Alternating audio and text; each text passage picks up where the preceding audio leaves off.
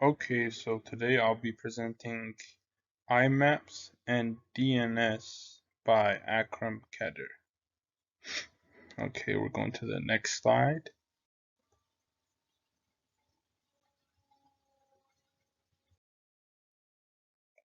Okay, IMAPS, which stands for Internet Message Access Protocol, is a protocol for accessing email or bulletin board messages from a possibly shared mail server or service. IMAP, which is Internet Message Access Protocol, allows a client email program to access a remote message stores as if they were local.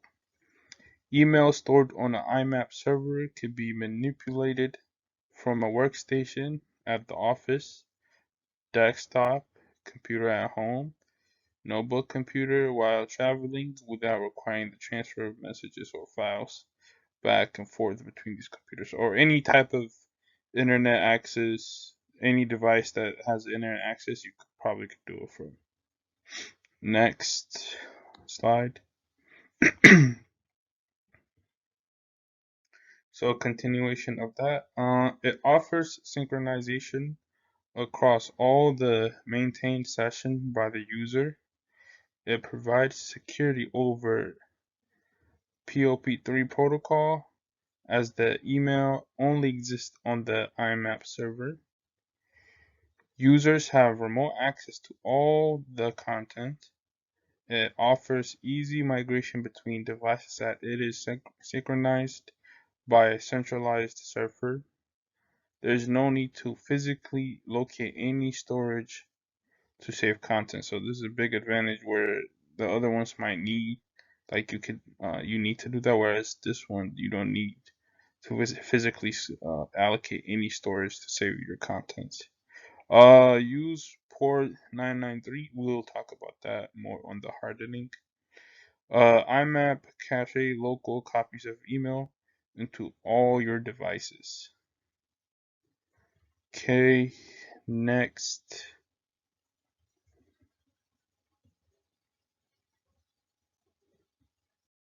Okay, feature of IMAPs.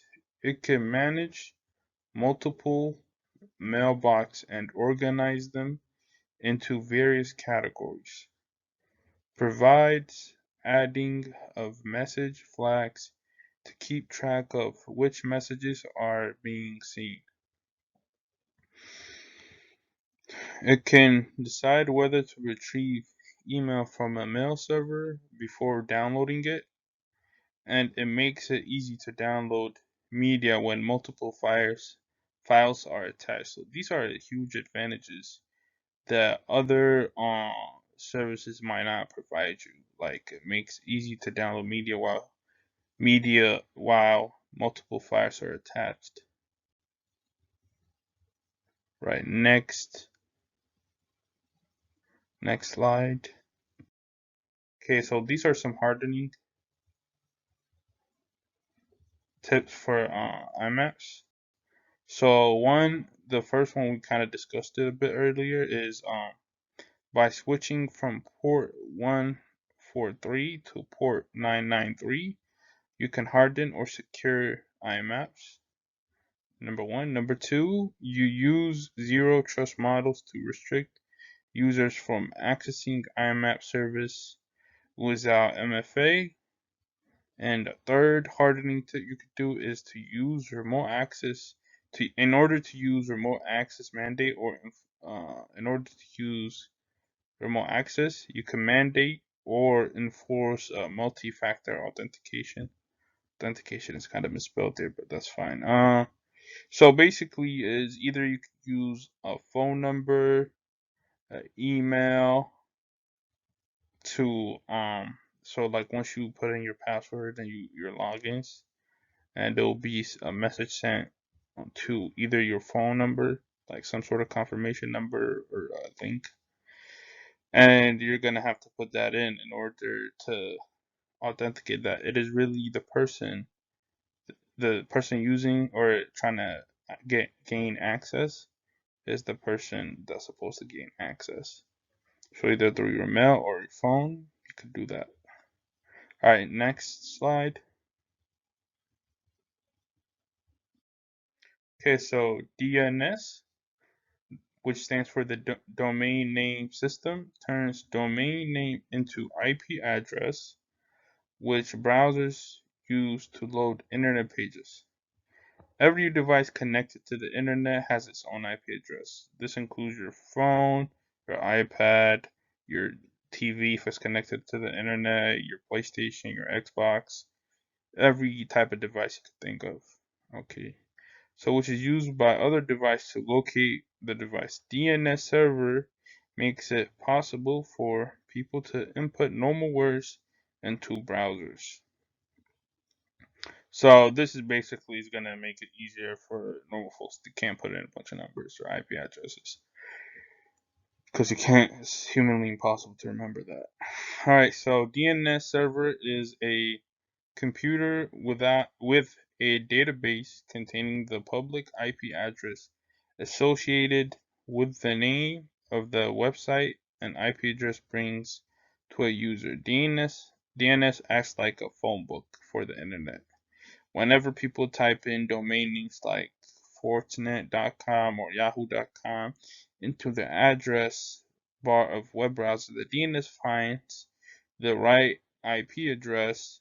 Thus, the site IP address is what directs the device to go to the correct place to access the site data. Basically, in translation, this is saying you put in whatever website and it corresponds to the IP address because nobody can memorize every single IP address, but we can memorize website names. So that makes it easier for us to look up each website or whatever site we're trying to go to. Okay, next slide. All right, continuing off of that. Once the DNS server finds the correct IP address, the browser takes that address and uses it to send data to Content Delivery Network, which is CDN, Edge server or origin server. Once this is done, the information on the website could be accessed by the user. The DNS server starts the process by finding the corresponding IP address for the website Uniform Resource Locator, which stands for URL, which you probably heard of before. All right, next. All right, some features. DNS recursor. The DNS recursor, which is also referred to as DNS resolver, receives the query from the DNS client. Then it communicates with other DNS server to find the right IP address. The TLD name server. A TLD name server keeps the IP address of the second level domain contained within the TLD name. It then releases the website IP address and sends the query to the domain name server. A third authoritative name server. An authoritative name server is what gives you the real answer to your DNS query. There are two types of authoritative name server, a master server or primary name server, and a slave server or secondary name server. The master server keeps the original copies of the zone records while the slave server is an exact copy of the master server. It shares the DNS server load and acts as a backup if the master server fails. So there's a two checking systems where if the master server fails, you still have the other one, the slave server. Okay, next slide.